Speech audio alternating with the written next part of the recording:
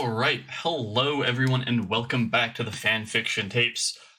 I'm your host today, Maya, pronouns she, her, and today I am joined by... I am pronouns Dylan. My name is he, him. I am Michael, pronouns he, him. And I'm our producer, Ian, pronouns he, him.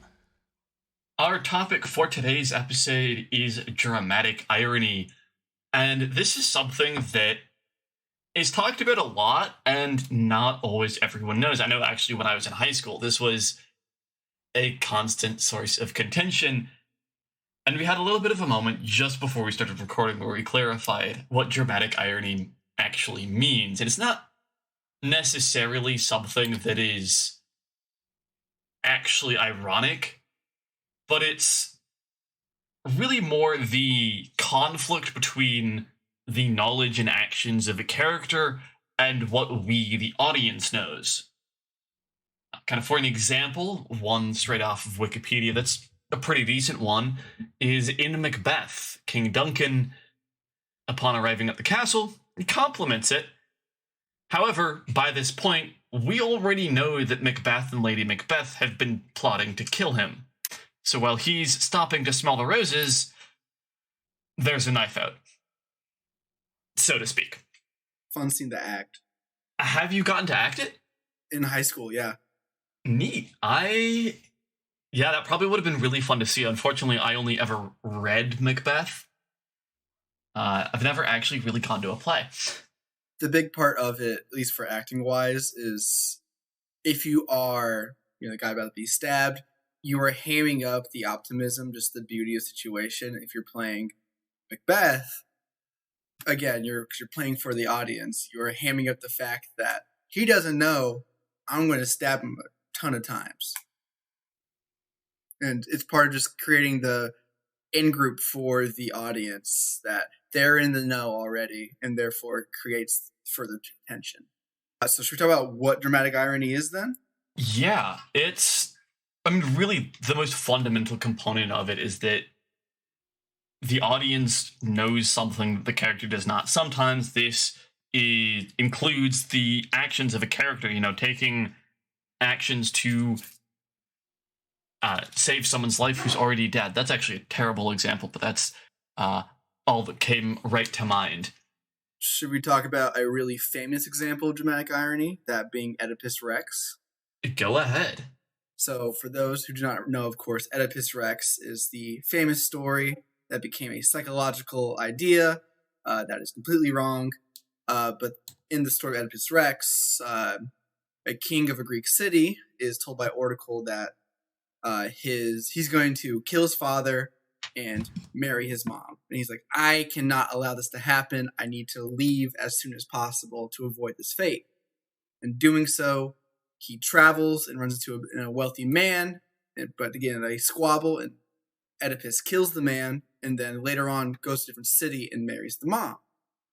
The audience learns about halfway through the story that Oedipus was adopted, and that the man he killed and the woman he married are his parents. And so the last third of the story is simply just seeing Oedipus finding this out and eventually tearing out his own eyes. So as part of that dramatic irony is just we as the audience already know the twist that the character's going to find out. And the benefit of it we're trying to see is how does the character react to this already shocking news that we know. It puts you, the audience, into the in-group instead of the out-group. And it basically is you are sharing the secret with somebody else now. It helps create empathy at times, to create more tension. There are a lot of different strategies to it. I'd just like to mention, Oedipus Rex has now been mentioned on every episode this month so far. That's hilarious. It's a really funny story. When you think about it, like, if you are Oedipus, just don't kill anybody and don't marry an older woman. It's very simple avoidance of fate, but... Avoid. It's really easy logistically, and yet... Gotta love the Greeks. Yeah, that's, I suppose, one of the things about hindsight is... Yeah, we can always see exactly how to avoid what had happened to this other dude. And so with that, again, what dramatic irony is just as the audience, we find out before the character and how their actions lead to that final result. Which I do a lot of Dungeons and Dragons. I DM a lot. I've been running one campaign for 4 years now. And what I do a lot is I actually will have like little out of game moments where I'm describing a scene elsewhere that helps set up a plot twist in the future. For my players, they get more in the know and it helps them feel more involved with the story, while they can still then react as their characters when the scene comes up. And it helps create a lot more dramatic moments and just keeping them more involved in the story.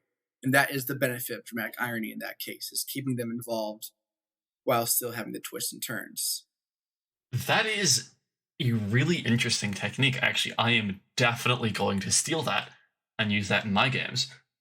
I enjoy doing it. It just helps create a lot more emotion and tenseness in future scenes.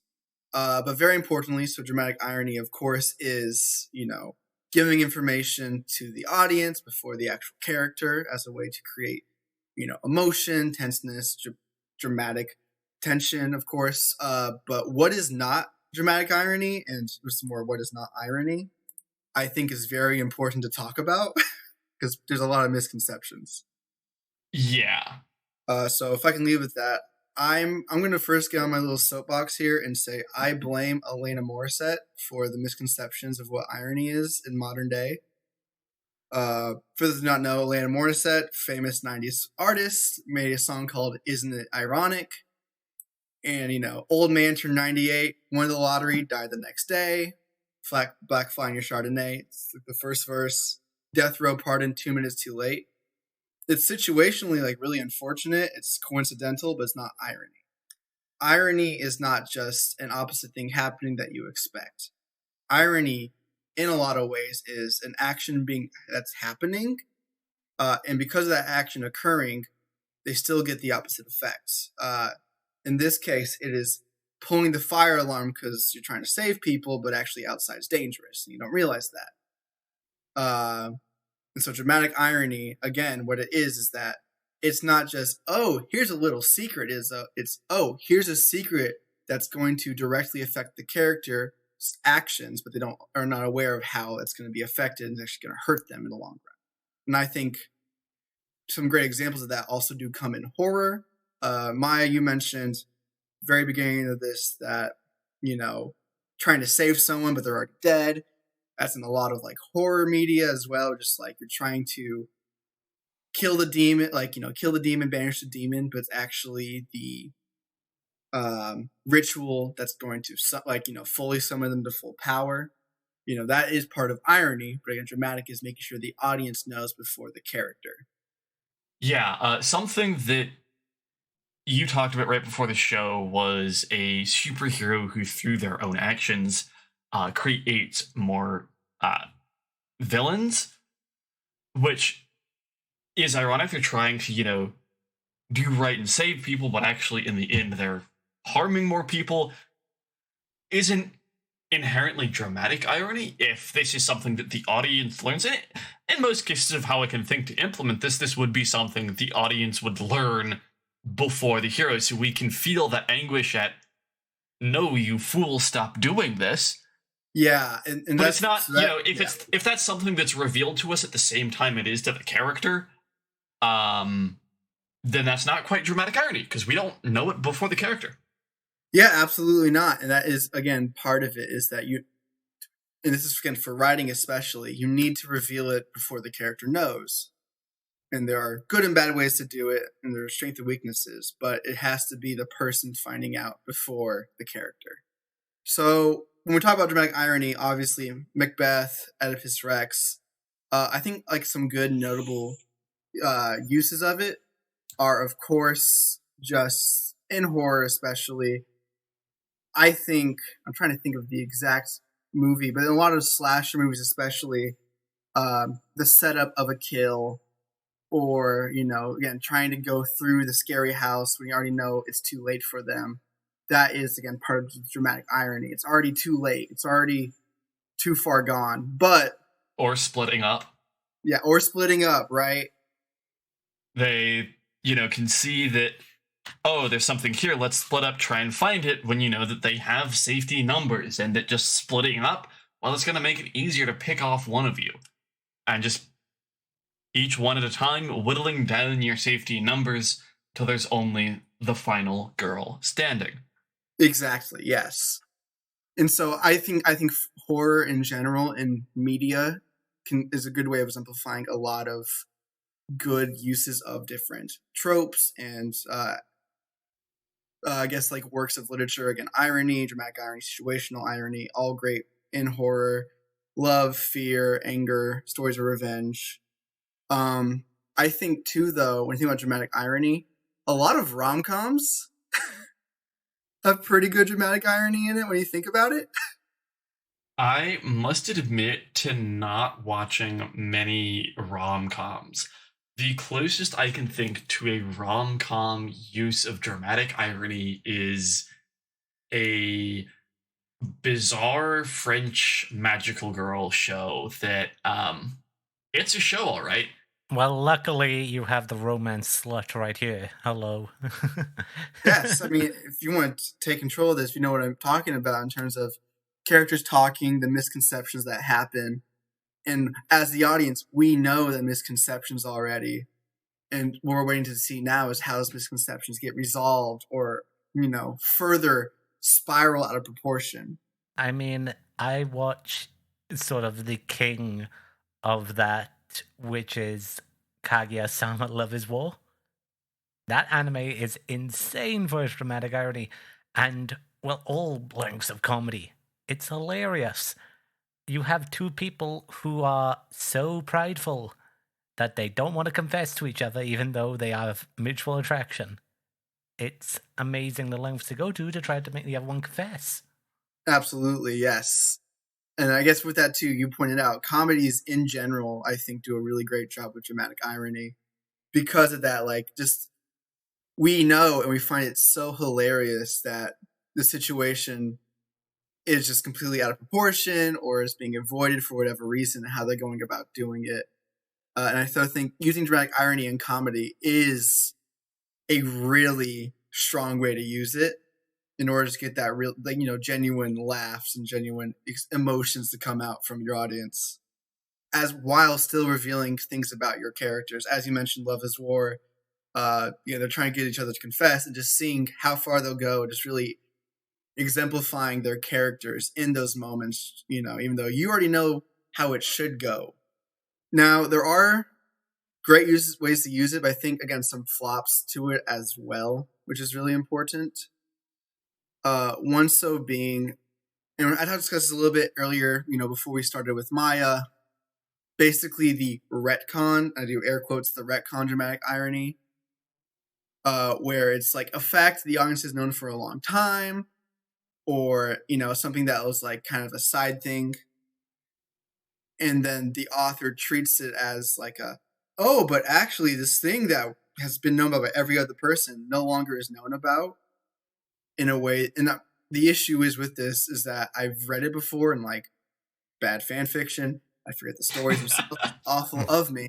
It's like, it's just like a well-known fact in the canon that everyone knows about, and then pretending like someone doesn't know about it or is never revealed, and then using that as the irony.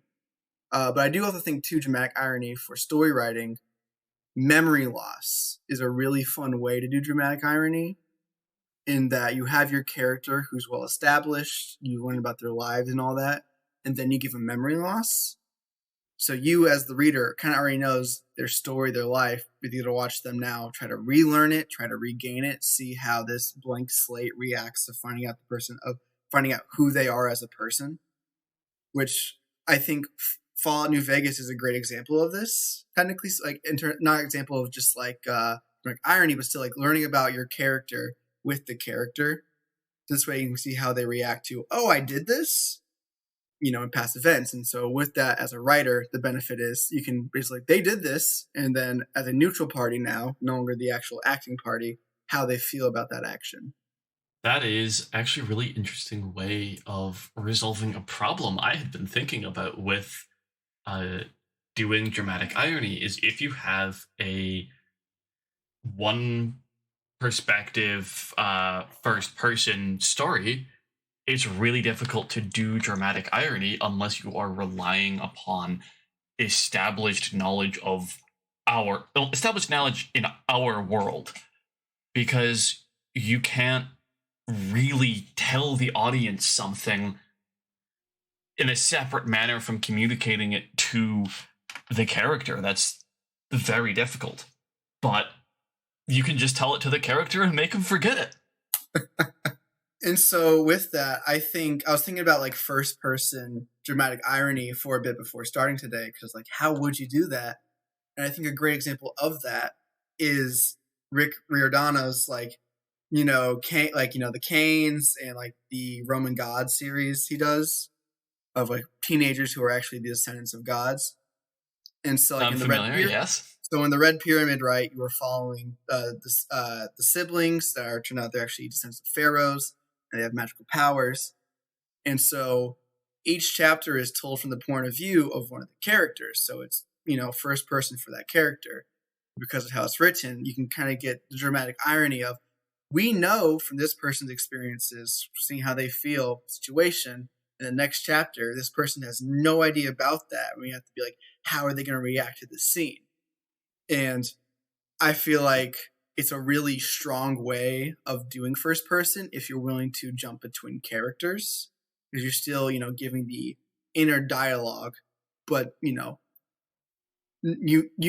what everyone knows, but you are aware that not everyone knows what you know. And again, it helps build that little bit of like, oh, they don't know about this secret love this character has for them, or this anger they're burning up inside about, because you can hear in their mind. Yeah, absolutely. I actually was reading a Percy Jackson fic right before the recording, and I was like, okay, this is a really cool way to deal with dramatic irony using this element and plot point from the fifth book. But Riordan couldn't have played with this because the original Percy Jackson books were all only Percy's perspective in first person. Yeah. We never got anyone else's thoughts until he started doing the Pyramid books, where he would experiment with other people's perspectives, and he kept that up in the later books. I do have the opinion, which I don't think is a hot take, of Percy Jackson series is like his weakest series, with like the Canes and then like the Romans being a lot better written because of that changing of first person perspectives. Well, that's where he really started out. And also a lot of the mid, like the middle of the Percy Jackson books, he very clearly didn't have much of a plan, and was just kind of, oh, this did well, and this made a lot of money, I should keep doing it. Yeah. Which is fair. I can't say I blame him. But I think it did kind of impact the quality of the work a little bit for a while, until he figured out more of an idea of what was going on. Book 5, and I was like, okay, I just figured out. Yeah, have you read the Norse books? I have not. I have the first book. My mom bought it for me for Christmas a few years back. Never touched it. Okay, those are actually bangers, though. Yeah. Strong recommend. One, talking about like memory wiping, like your POV character, one of the most interesting ones I saw was ReZero, part of Arc 6. The main character, who has been isekai into another world, resets his memories to like the moment he got isekai into the world, and he had been there for like a year and a bit at this point. Interesting. So it's so insane, and he's in the middle of like this quest in a magical tower to find like this answer to like save a bunch of people who were transformed. And suddenly he doesn't trust anyone. Like, these are like some of his closest allies. And because one of his main ability is every time he dies, he goes back to like a certain point. Yeah. But he doesn't even understand that concept when like until it's happened a few times to him in this form. And then he started thinking, well, who keeps killing me? I better start killing everyone else before that. Oh, yeah. And, it's like a crazy arc. And as I described before, ReZero is a story that makes me very emotionally tired every time I read it. But it's great. I love it. No other story gets me like that does. Let's talk about some strengths and weaknesses of dramatic irony. I mean, I've said it, throughout this episode already. The biggest strength, I think, at least one of the biggest strengths of dramatic irony is you are getting your audience more involved. You are literally sucking them into the story to an extent. Like, you are giving them the advantage of knowledge, and the psychological effect of that makes them more invested in seeing the results of it. They're now in the know when the character isn't, and therefore it's like the human need to share secrets, and so they want to see how that person actually reacts to that secret they already know about. Yeah. And so I think that's for like a writer's perspective, how you get audiences to be very involved with your stories. I think that actually also ties into what I think is probably the biggest weakness of dramatic irony is that too much use of it could get really frustrating for the readers and cause loss of engagement. You got to be strategic with when you do it, because if the characters are just not informed about anything or just really stupid, it gets annoying. You're like, just, come on, get it. And while that frustration in limited doses can drive engagement and get you to get the story to sink its claws deeper in you. I was making gestures there for a while, but not saying anything. Too much of that, you can kind of get almost a burnout on that feeling and actually repel readers of just, you're never going to get payoff, or this is just happening all the time. And so it can be a little bit of a double-edged sword. There we go. I fully agree with you. If that, it is, and I was thinking about again, like, where are some weaknesses? It is one, the overuse of it.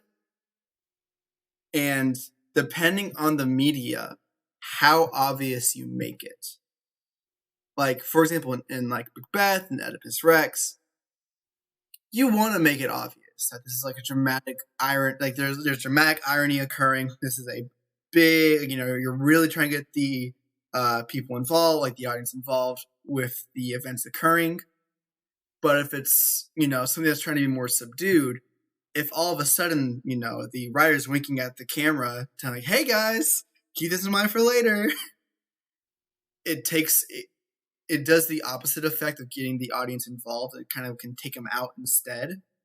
Because now it's just like, oh, well, there's just the plot twist a million miles away, or it's like, it doesn't feel as clever, so therefore it's less satisfying.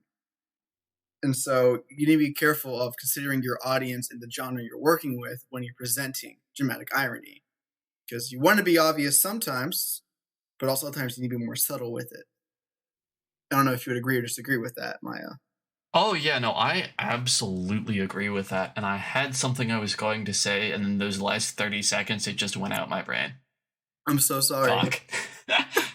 I think another strength of it, too, though, from purely the writer's perspective, like, I guess this is more for the writers themselves, it's just a good way to kind of just work on your storytelling, in different ways, instead of just having a completely linear story, how you can throw in different elements to keep it at least interesting. It's not A to B, it's A, you throw in C in the middle, this like little extra detail, and then you see how it actually affects B.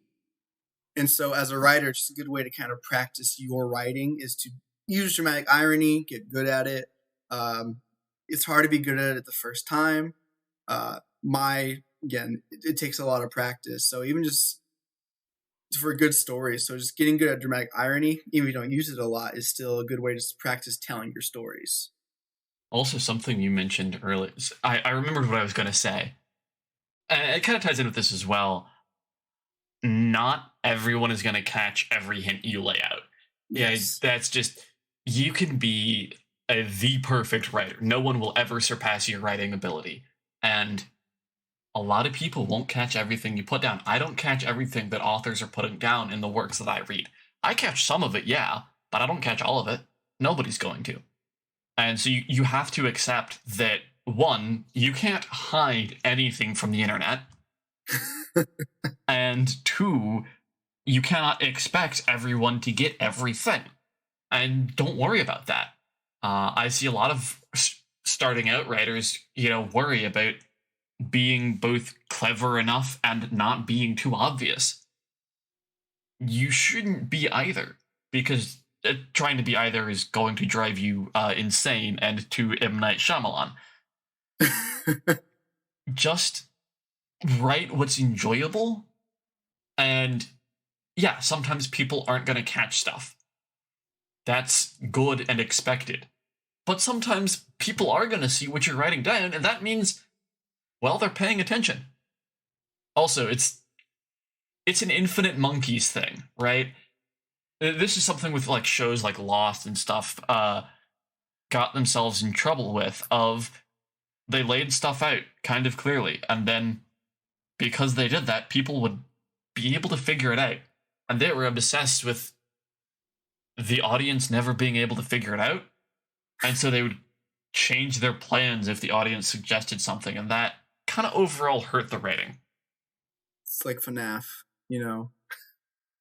I have heard recently that Scott Cawthorn did that, but I am myself not familiar at all with those games. Essentially, game theory guy guessed the plot of his next game, and he got so upset he rewrote the story for the next game. Oh, wait, he actually guessed? Yeah. So, right. And so I was gonna say for you, Maya, is that what you said, that right there about don't have to be too sly or too obvious. You're so right about it. Like, that is such a great point to make of it. Does not have to, not everyone's gonna get it, and that's okay. Honestly, that's perfectly fine. I think, again, an example of two, going back to Macbeth and Oedipus Rex, Macbeth especially was meant for both the wealthy and for those who were, in the poorer classes, and appeal to both of those. So you had to be aware of having narrative devices and humor that appeals to both, and the irony he would include, had to be designed in a way that, like, there could be a much deeper understanding, but also for those who are not analyzing it as much, can still, like, fully catch on what's going on. Yeah, I actually kind of had to come to terms with some of that when, upon sharing with a bunch of my friends the works of Brandon Sanderson, they caught a lot more stuff in advance than I ever did. I was just like, man, that hits me in the ego. That's okay. Still enjoyed the story, right? Yeah, no, I mean, it's great. And also, they had me sitting there going, there's always another secret, and cackling maniacally at random intervals.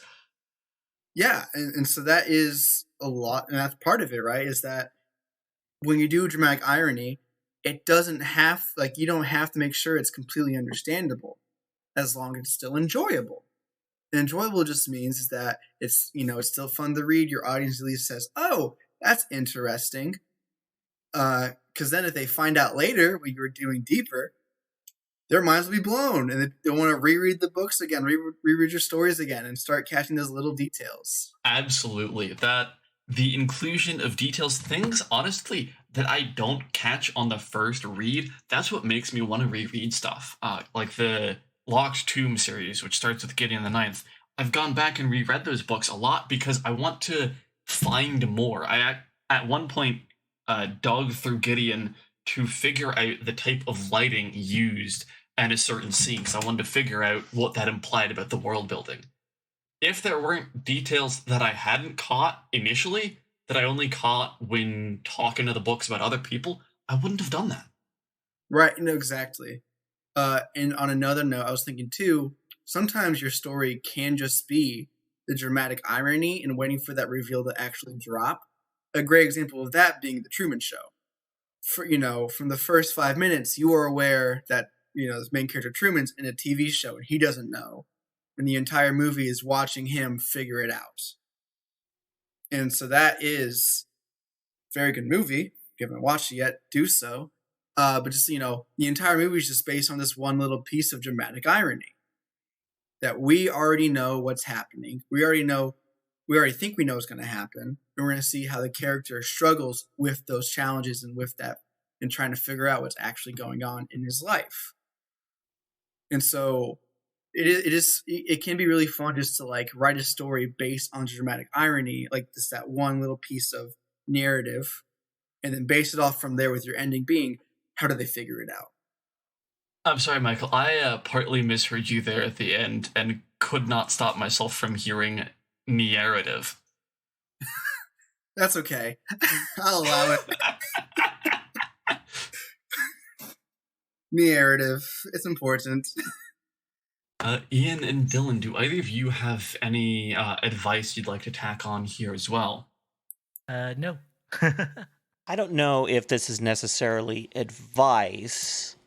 And if it is, it's not necessarily advice for writers, it's advice for readers. The most fundamental form of dramatic irony that is present in pretty much every work is that the audience knows what genre the work is in, but the characters do not.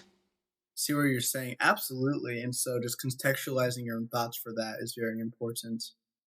Yeah, it's yeah, sure, you can be frustrated at the heroines in a horror movie for splitting up, but they don't know they're being stalked by a serial killer. They just know, oh, they heard a funky noise. The most effective way to search for it is to have all of us acting independently. I had a thought and I lost it. I guess the best advice, though, for this is don't be afraid to try.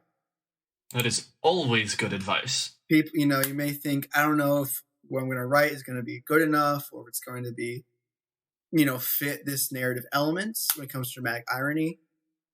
But also, too, you don't know till you do it. And so if you're concerned about it with your magnum opus, do it with a tinier piece of work first. Yeah, that's definitely something that's affected my writing. Is I've written a lot because I have this one story that I really want to tell that I've wanted to tell for, gosh, probably 11-ish years now. But I've not really been confident enough in my skills to tell that, so I tell the other stories that pop into my head and put those down. So I get better, I get some practice, and then eventually, hopefully, I'll be able to do that story some justice. Absolutely. All right. That is about all the material we have for today. Ian, do we have anything in the mailbag? Unfortunately, no, we do not. So, if anybody would like to reach out to us, for instance, to share your favorite examples of dramatic irony and work that you've read or written, you can shoot us an email. Our address is fanfictapes@gmail.com. You can also leave a comment on our YouTube channel or leave us a rating and review on Apple Podcasts or Spotify. We always appreciate those. And Maya continues to run our social media presence on Twitter. That I do. We are at Fanfic Tapes with a capital F and capital T on Twitter. Most of the time, the posts on that account are about when episodes go live, with a link to our Spotify page because I prefer their method of embed. And sometimes I shitpost. That's what happens when you leave a Twitter account in my hands for too long. Michael, do you have anything you'd like to share with our listeners here today? I do not have a social media footprint. Do not find me. However, what I do have to say is be the change you want to see in the world, and get busy living or get busy dying. All right. Well, I am and have been Maya, and today I was joined by... I am and always will be Dylan. I am Michael. And I am Ian. Until next time, bye.